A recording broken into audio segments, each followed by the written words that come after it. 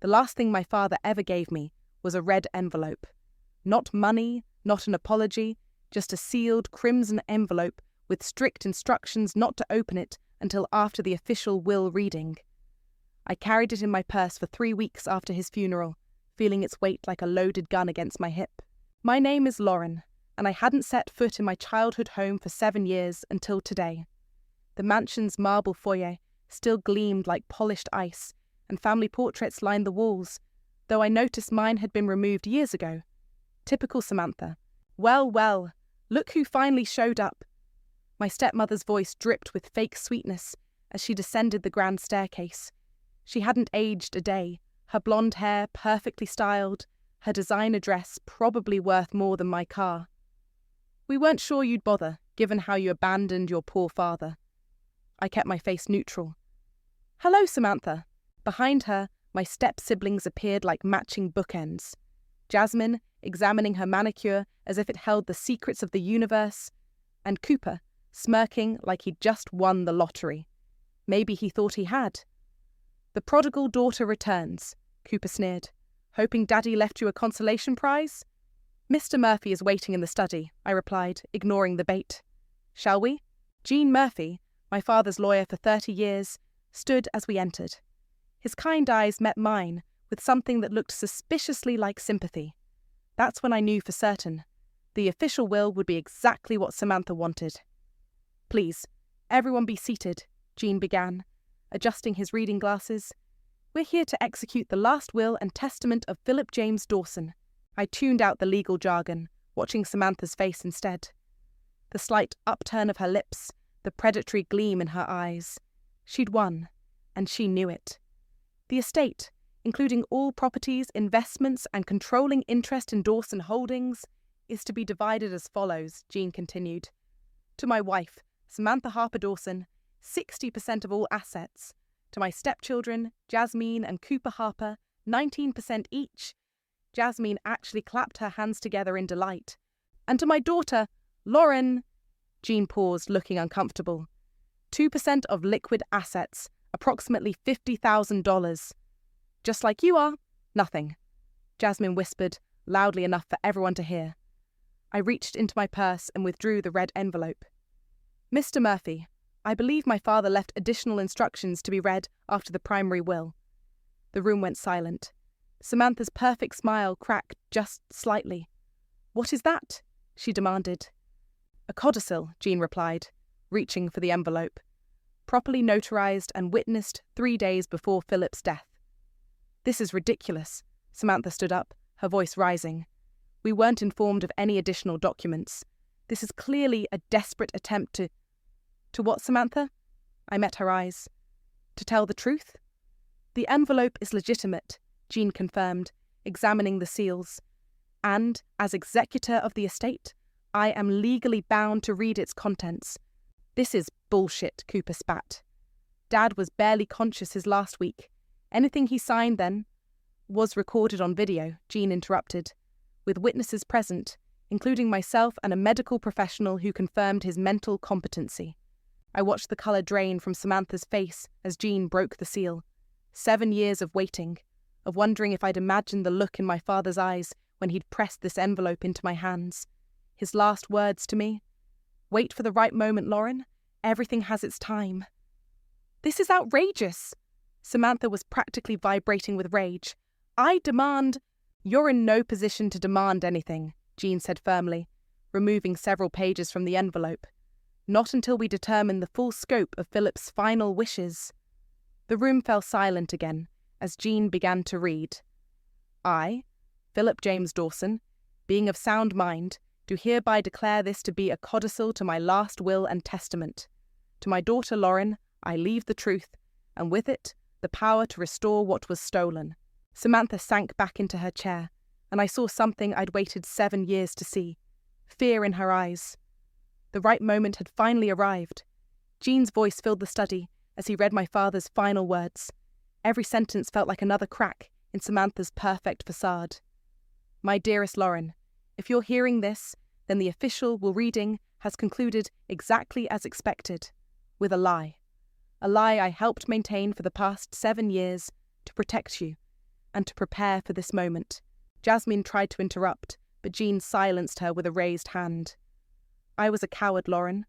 I allowed Samantha to systematically destroy our relationship through manipulation, gaslighting, and eventually threats. What began as subtle suggestions about your unstable behavior evolved into complete isolation. But I never stopped watching, and I never stopped planning. I glanced at Samantha. Her perfectly manicured nails were digging into the leather armchair. 3 years ago, Jean continued reading, I created a separate trust under a holding company named Second Chances LLC. Into this trust, I transferred 70% of my true wealth, including majority ownership of our overseas operations and real estate holdings. The official will your stepmother helped draft covered only our domestic assets, approximately 30% of the total estate. That's impossible. Samantha shot to her feet. I saw all the accounts, every statement. Did you? I asked quietly. Or did you see what he wanted you to see? Jean pulled out another document. I have here the trust documents naming Lauren as sole trustee and beneficiary of Second Chances LLC, effective immediately upon Philip's death. Cooper started laughing nervously. This is a joke, right? Dad wouldn't... Additionally, Jean pressed on, I've arranged for a forensic accounting team to review all financial transactions from the past decade. Lauren has full authority to initiate any investigations she deems necessary. The blood drained from Cooper's face. Interesting. Mr. Murphy. Samantha's voice turned sickly sweet. Surely you understand this mysterious trust invalidates the official will. We'll have to contest... Actually, a new voice joined the conversation. I turned to see Thomas Reed, my father's international counsel, standing in the doorway. The trust was established in a separate jurisdiction, completely legal and ironclad. I should know. I helped create it. The final portion of the letter is personal, Jean said, handing me the remaining pages. Lauren, would you like to read it privately? No, I replied, meeting Samantha's eyes. I'll read it here. My hands didn't shake as I read my father's last words. Lauren, I know this doesn't make up for the years we lost. I know you suffered because of my weakness, but I hope this gives you the power to uncover the truth about what really happened the night you left. Samantha's composure cracked. Don't you dare! The night, I continued, my voice growing stronger, when Samantha threatened to have you committed if you didn't leave voluntarily. I found the recording, Lauren, the one you made on your phone that night, the one that mysteriously disappeared along with other evidence of her manipulation. You bitch! Jasmine hissed at me. You're making this up. The recording has been recovered, Thomas interjected, along with extensive documentation of financial irregularities that occurred after Lauren's departure. I folded the letter carefully. Dad's final gift wasn't money or property. It was the truth, and the power to do something about it. This is absurd, Samantha stood, gathering her designer purse. Come on, kids. Our lawyers will handle this nonsense. Oh, please call them. I smiled for the first time. I'm sure they'd love to explain why they failed to discover a massive international trust. Or maybe they can explain the offshore accounts you've been funneling money into? Cooper went pale. Mum? Don't say another word, Samantha snapped at him. Lauren, if you think you can waltz back in here and destroy this family... You destroyed this family long ago, I cut her off. I'm just here to restore it, starting with a complete audit of every account, every transaction, every decision made since you married my father. You can't. I can. I will. And I already have. I stood up, smoothing my skirt. The forensic accountants started their work this morning. They're particularly interested in some recent cryptocurrency transactions. Isn't that right, Cooper? Cooper looked like he might faint. Mr. Murphy? Mr. Reed? I nodded to both lawyers. I believe we're finished here. Please ensure all accounts are frozen pending investigation. As I walked toward the door, Samantha grabbed my arm. You have no idea what you're doing. I looked down at her hand, then back to her face. Actually, I do. I'm doing exactly what you taught me, taking everything from someone who deserves to lose it all. The door closed behind me with a satisfying click, but not before I heard Samantha's scream of rage. 7 years of waiting, planning, and preparing had led to this moment. And it was only the beginning. Look at this, Rose said, spreading documents across my kitchen table. My best friend had spent the last 3 days helping me dig through years of financial records. The pattern is clear.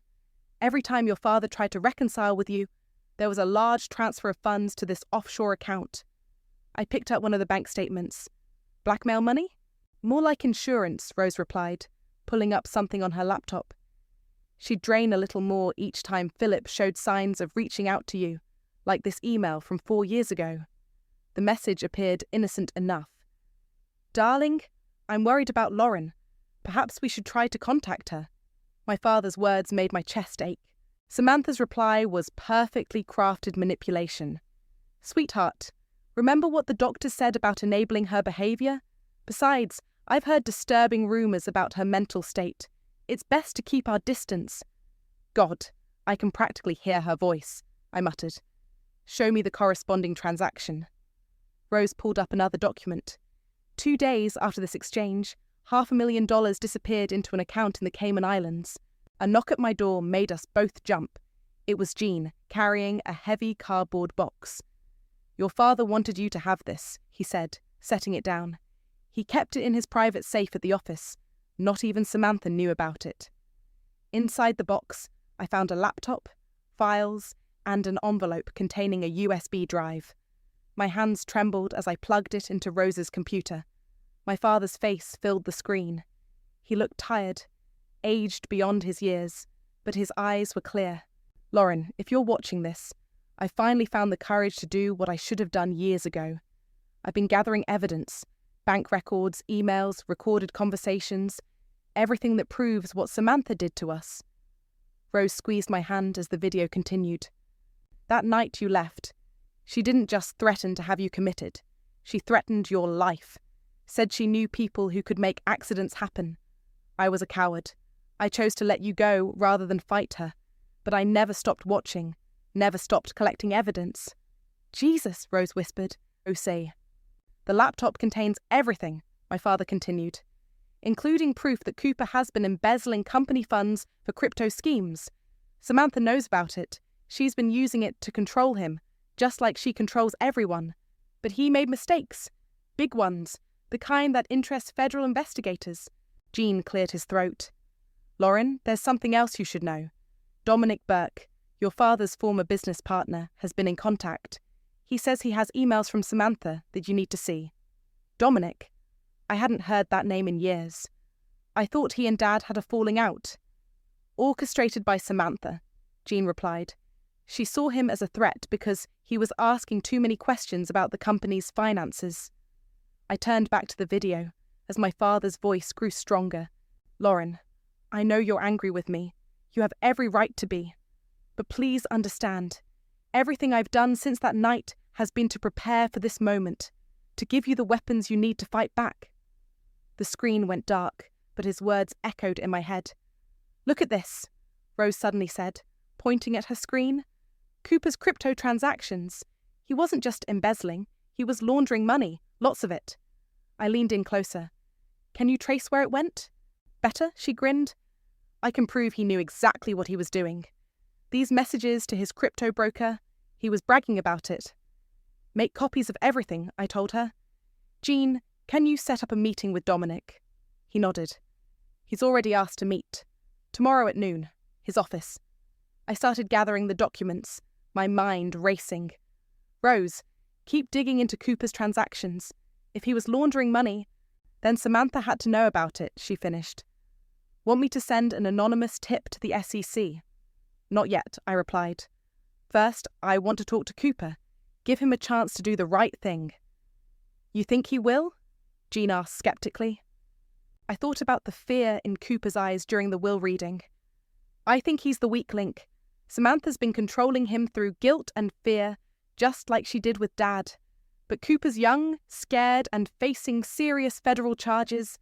If we approach him right, he'll flip on his mother, Rose nodded approvingly. I picked up my father's letter again, running my fingers over his signature. Samantha thought she buried all her secrets, but she forgot one thing. My father was watching. All those years, every scheme, every manipulation, every threat. He was documenting everything. And now? Rose asked. I smiled grimly. Now it's time to use it. Cooper first, then Dominic's evidence, and finally, I looked at the stack of offshore account records. Finally, we follow the money, all of it. The pieces were falling into place. Tomorrow I'd give Cooper a choice, help me expose the truth, or go down with his mother's sinking ship. Either way, Samantha's carefully constructed world was about to crumble. Cooper was already waiting when I walked into the coffee shop, fidgeting with his Rolex, a 21st birthday gift from my father. His designer clothes couldn't hide the dark circles under his eyes or the way he kept glancing at the door. "No one followed me," I said, sliding into the booth across from him. "And yes, I came alone." "How did you find out about the crypto?" he blurted out, voice barely above a whisper. I placed a folder on the table. "Dad knew. He kept records of everything. The question is, Cooper, how much did Samantha know?" His face went through a series of emotions: fear, anger, desperation. "You don't understand. She made me do it. Said it was the only way to protect the family's interests." "Protect?" I laughed softly. "You laundered over $12 million through crypto exchanges. That's not protection. That's fraud." "She said Dad was hiding money from her," Cooper's voice cracked. "That we had to secure our future before he gave everything to you." I pulled out my phone and played a recording. Samantha's voice, cold and calculating, instructing Cooper on which accounts to target. His face crumpled. "The FBI would be very interested in this," I said quietly. Unless what?" Hope crept into his voice. "Unless you help me take her down. Legally, properly, with evidence and testimony." Before he could respond, my phone buzzed. A text from Rose. "Turn on the news now." I pulled up a live stream. Jasmine was standing outside the mansion, tears streaming down her perfectly made-up face as she spoke to reporters. "My poor sister Lauren has always been troubled," she sobbed. "After our father's death, her mental state deteriorated. These wild accusations, these attempts to destroy our family. She needs help, not enablers." Cooper watched the screen, looking sick. "Mom put her up to this. She's trying to discredit you before what, Cooper?" He swallowed hard. "Before the board meeting tomorrow. Mom's planning to challenge the trust, claim you're mentally unfit to manage the company." I smiled, which seemed to unnerve him more than anger would have. "Is that so?" My phone buzzed again. This time it was Jean. "All done. Accounts frozen, trading privileges suspended pending investigation." "What's happening?" Cooper asked, noticing my expression. "Right about now, Samantha should be discovering that all her access to company funds has been suspended. Same for you and Jasmine. Standard procedure when there's suspicion of financial misconduct. You can't—" "I can. I did. And in about 30 seconds, Cooper's phone started ringing. Samantha's face flashed on the screen. He stared at it, paralysed. "Your choice, Cooper. Answer it and go down with her, or help me end this." The phone kept ringing. Sweat beaded on his forehead. "She's my mother," he whispered. "And she used you to commit federal crimes," I replied. "The evidence is clear. The only question is whether you'll be a witness or a defendant." His phone stopped ringing, then immediately started again. "Time's running out," I said softly. "The FBI already has an anonymous tip about the money laundering. They'll be investigating soon. Your mother will sacrifice you to save herself. You know that, right?" Cooper's hands were shaking. What do you need me to do?" I slid a document across the table. "Sign this affidavit. Tell the truth about the crypto transactions, the offshore accounts, everything. In return, I'll make sure the prosecutors know you cooperated fully. And Mom will face the consequences of her actions, just like she always promised would happen to me." The phone rang a third time. Cooper stared at it for a long moment, then declined the call. With trembling fingers, he picked up my pen. "She'll never forgive me," he murmured, signing his name. "Forgiveness isn't the point," I replied, taking the affidavit. "Justice is." My phone buzzed one final time. A message from Dominic. "Got what you need. Meeting still on for tomorrow?"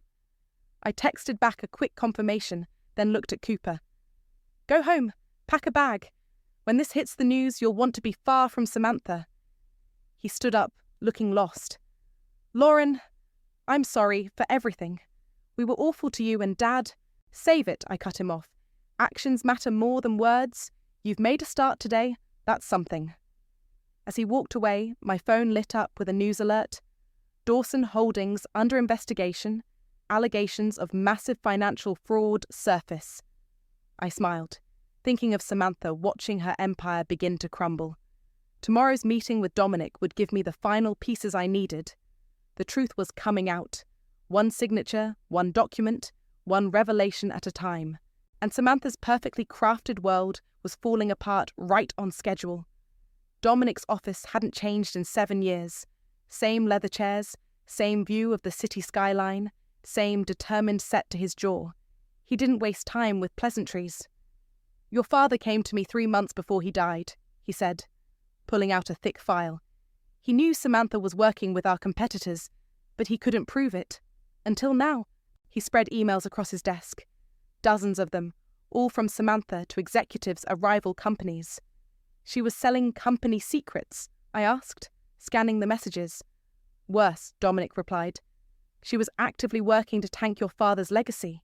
These emails show her coordinating with Richardson Global to undermine major deals, leak confidential information, even manipulate stock prices. I picked up one particularly damning email. Samantha had outlined exactly how to force the company into near bankruptcy, all while collecting millions in kickbacks.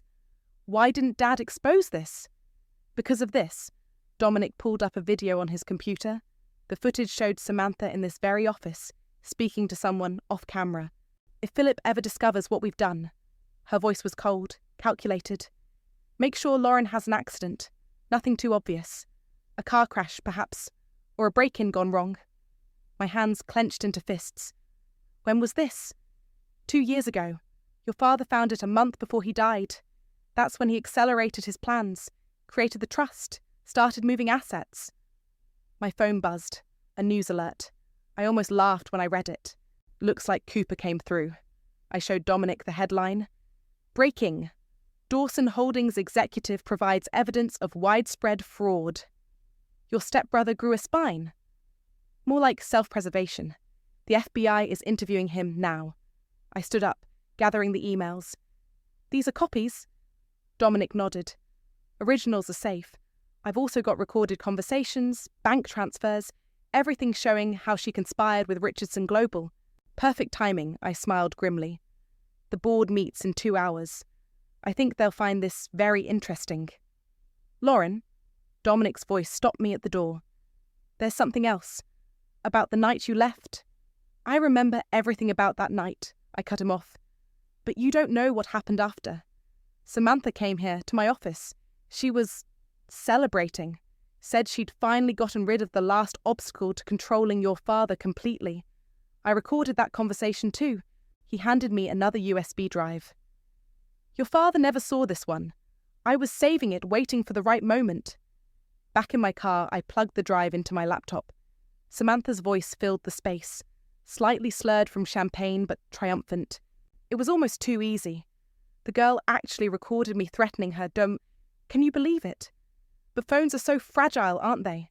One little accident with a glass of water, and poof, all evidence gone. Now there's nothing standing between me and everything Philip owns. A male voice, presumably Dominic, asked, And if Lauren tries to come back? Samantha's laugh was chilling. Oh, I've taken care of that. I've got doctors ready to testify about her unstable mental state. One wrong move from her, and she'll spend the rest of her life in a padded room. The recording continued, detailing every manipulation, every calculated move. By the end, my hands had stopped shaking. The rage had crystallized into something cold and precise. My phone rang. Rose. You need to see this, she said without preamble. Jasmine just posted your private medical records online, from when you were in therapy after your mum died. Let me guess. Heavily edited to make me look unstable. Exactly. But here's the thing. The records have metadata showing they were accessed and modified recently, from Samantha's private computer. I smiled. Can you prove that? Already documented. Want me to send it to the medical board? This is a major HIPAA violation. Do it. And Rose, make sure the board members see it before the meeting. I started my car, heading toward Dawson Holdings headquarters. In my rearview mirror, I caught sight of a familiar black SUV. "Right on schedule," I murmured, watching Samantha's car following me. She thought she was being clever, tailing me to the board meeting. My phone buzzed one last time. A message from Jean. "Everything's ready. Board members have copies of Cooper's testimony. Security is standing by." I typed back, "Perfect.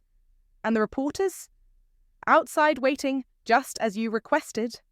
I pulled into the parking garage, Samantha's SUV still behind me. She thought she was heading to her triumph, exposing me as mentally unfit, taking final control of the company.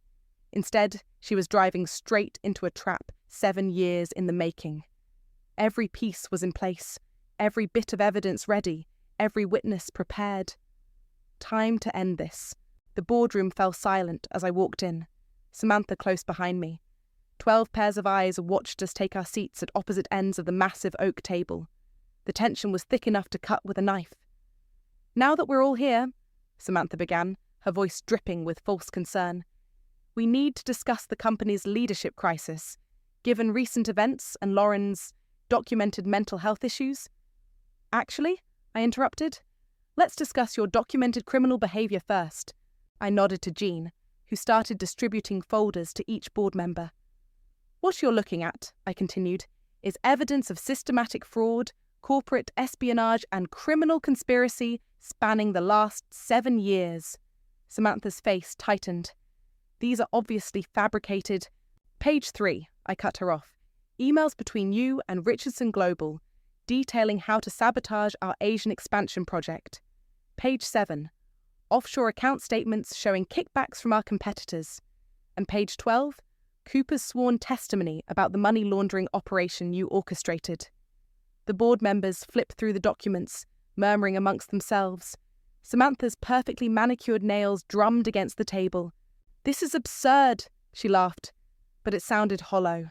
"Lauren is clearly having another breakdown. I have medical records, the illegally accessed and altered medical records that Jasmine posted online." I pressed a button on my phone. "Records that were modified from your personal computer, as the metadata proves?" The boardroom door opened. A woman in a sharp suit entered, flanked by 2 men in dark jackets. "Mrs. Dawson." The woman held up a badge. "I'm Agent Sarah Martinez, FBI. We need to ask you some questions about certain financial transactions." Samantha's composure cracked. "This is ridiculous. I demand—" "Perhaps," I interrupted again, "you'd like to explain the recording of you threatening my life, the one where you celebrated destroying evidence of your threats?" The colour drained from her face. "Or maybe," I continued, "you'd prefer to discuss the video of you instructing Cooper how to launder money through crypto exchanges. He's been very cooperative with federal investigators, by the way." "Cooper would never—" she started, then stopped as Agent Martinez placed a laptop in front of her, playing the damning footage.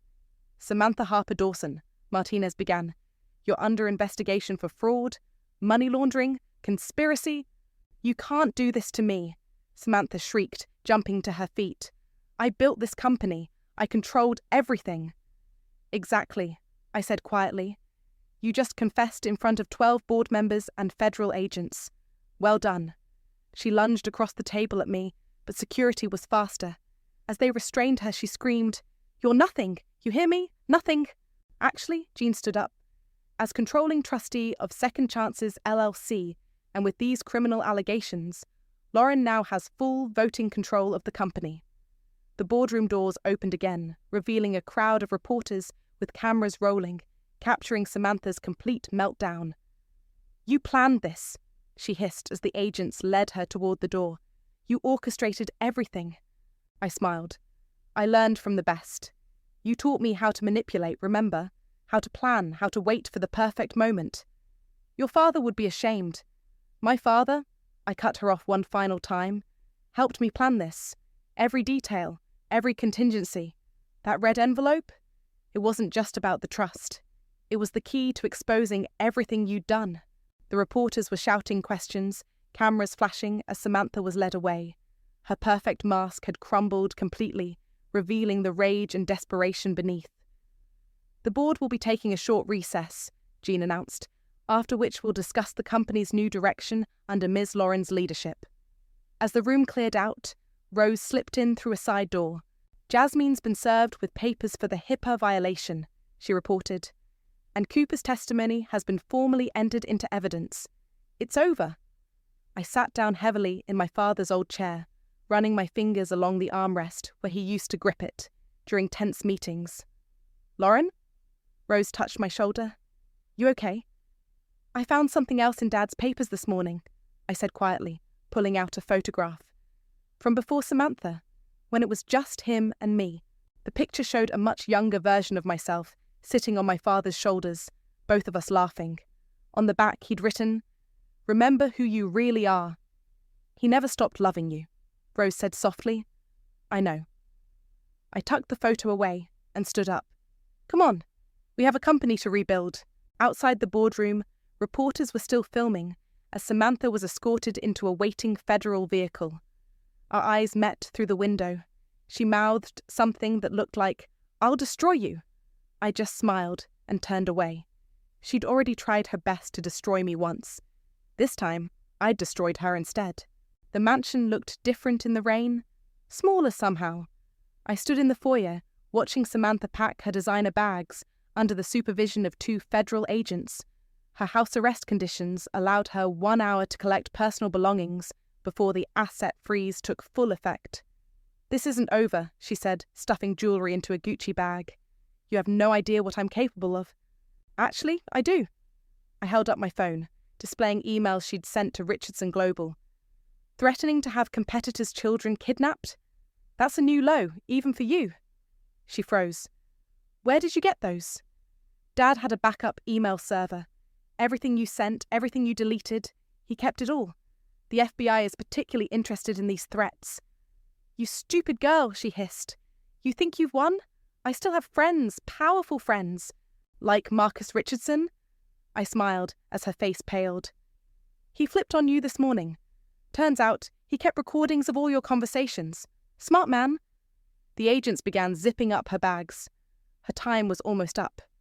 "Wait," she said suddenly. "There's something in the study I need to get." "Mrs. Dawson, your time is—" one agent began. "It's fine," I interrupted. "I'll accompany her." The study still smelled like my father's cologne. Samantha went straight to his desk, reaching for a hidden compartment I knew well. "Looking for this?"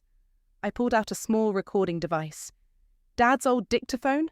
The one with your confession about threatening my life?" She straightened up slowly. "How long have you known about that drawer?" "Since I was 12. Dad showed me all his hiding spots." I ran my hand along the desk's edge. "Just like he showed me where he kept evidence of your first husband's mysterious death." That hit home. Her perfectly maintained facade cracked completely. "You know nothing about that," she whispered.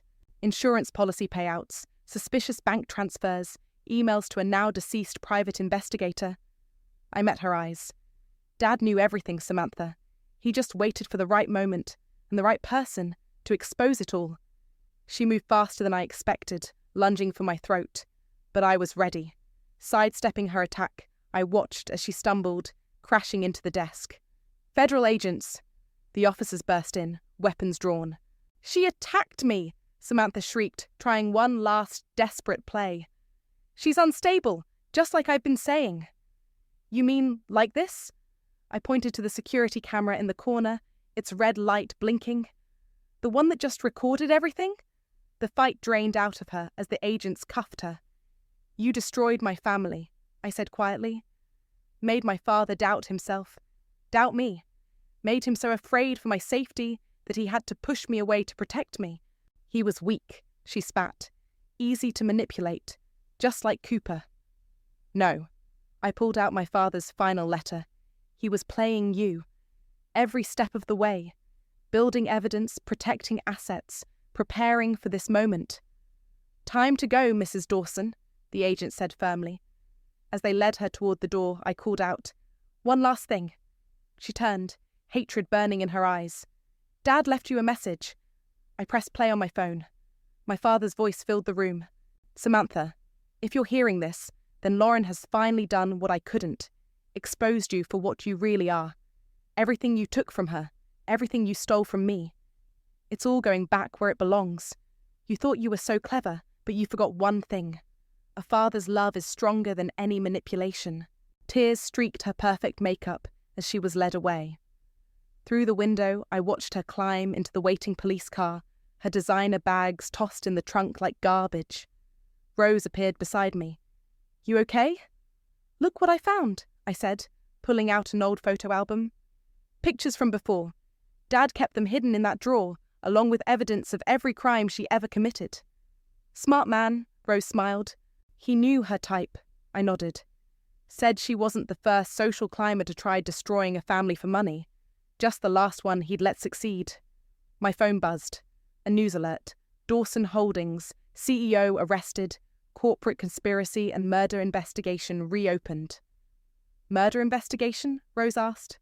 "Her first husband's case is being reopened," I explained. "Dad had evidence she was involved. He kept everything, Rose. Every dark secret, every criminal act. He was building a case for years." "For you," she said softly. "For justice," I corrected, looking around the study one last time. "Come on, we have work to do." Outside, the rain had stopped. The police car carrying Samantha disappeared around the corner, taking with it 7 years of pain and betrayal. My father's voice echoed in my head. Everything has its time. Finally, it was time for truth. Time for justice. Time for healing. The autumn wind rustled through the cemetery as I placed fresh flowers on my father's grave. The marble headstone was still new enough to shine. "You should see the company now, Dad," I said softly. "Everything you built, everything she almost destroyed, we've made it stronger than ever." "Lauren?" A familiar voice made me turn. Cooper stood awkwardly at the edge of the path, holding his own bouquet. "Didn't expect to see you here," I said. He stepped forward carefully, like a wounded animal expecting a trap. "I just finished my community service, part of the plea deal. I heard you're working with the FBI, helping them track down other crypto fraud schemes. It's a way to make things right." He placed his flowers next to mine. "I got a letter from Mum yesterday, from prison. Let me guess, she wants you to help appeal her conviction." He shook his head. "She wants me to find her hidden accounts, the ones even you haven't discovered yet. And I told her to rot in hell." His voice cracked. "I visited her first husband's daughter last week, told her everything I knew about what Mum did to her father. She deserved the truth." I studied him carefully. The entitled boy who'd sneered at me during the will reading was gone. This Cooper looked older, wearier, but somehow more real. "What about Jasmine?" I asked. "In rehab. The HIPAA violation charges scared her straight. She's actually getting help. Real help." My phone buzzed. Rose sending me updates about the new foundation we'd started. "First grant approved. Helping families affected by financial abuse and fraud." "I saw the news about your foundation," Cooper said. "Using company profits to help people like the ones Mum hurt. It's what Dad would have wanted. Lauren?" He shifted uncomfortably. "There's something else you should know. The night you left, I heard Mum threatening you. I was 16, hiding in the hallway. I could have spoken up, could have backed up your story, but I was too scared." "You were a kid, Cooper." "I was a coward," he corrected. "Just like I was a coward every time she made me help her hurt people. But I'm not that person anymore." A sleek black car pulled up to the cemetery gates. Dominic, right on time for our board meeting. "I should go," I said. "The company—" "Wait." Cooper reached into his jacket. "I found this in Mum's personal files during the FBI sweep. It's from Dad, to you." The envelope was old, yellowed at the edges. Inside was a single photograph. Me at my college graduation, taken from a distance. On the back, in my father's handwriting, "Proudest day of my life. Wish I could have told you." "He was there?" My voice wavered. "He went to everything," Cooper said quietly. "Your graduations, your first gallery showing, even watched your TED Talk online. Mum didn't know. He had a whole box of photos, newspaper clippings about your achievements. He never stopped being your father." The wind picked up, scattering autumn leaves across the grave. "The board is waiting," I said, tucking the photo carefully into my pocket. "Lauren?" Cooper called as I turned to leave. Do Do you think he'd be proud of what I'm doing now? I thought about my father's final message, his belief in redemption, in second chances. He believed people could change, I said finally. Prove him right. Walking to Dominic's car, I felt lighter somehow. The revenge I'd sought had brought justice. Yes, but also something unexpected. The chance for healing, for truth, for broken people to rebuild themselves. My phone buzzed again. A message from Jean. Your father would be proud of all of it. I looked back at the cemetery. Cooper was still standing by the grave, head bowed. Behind him, the morning sun broke through the clouds, casting long shadows across the marble headstones. Everything has its time, I whispered my father's words. Time for revenge, time for justice, and now, finally, time for grace. Dominic opened the car door. Ready for the board meeting? I smiled, feeling the weight of the photograph in my pocket. Proof that even in the darkest times, love never really dies. It just waits for the right moment to reveal itself. Yes, I said. I'm ready. The car pulled away, leaving behind a father's grave, a reformed son, and the last remnants of a revenge served not just cold, but with purpose, with meaning, with hope.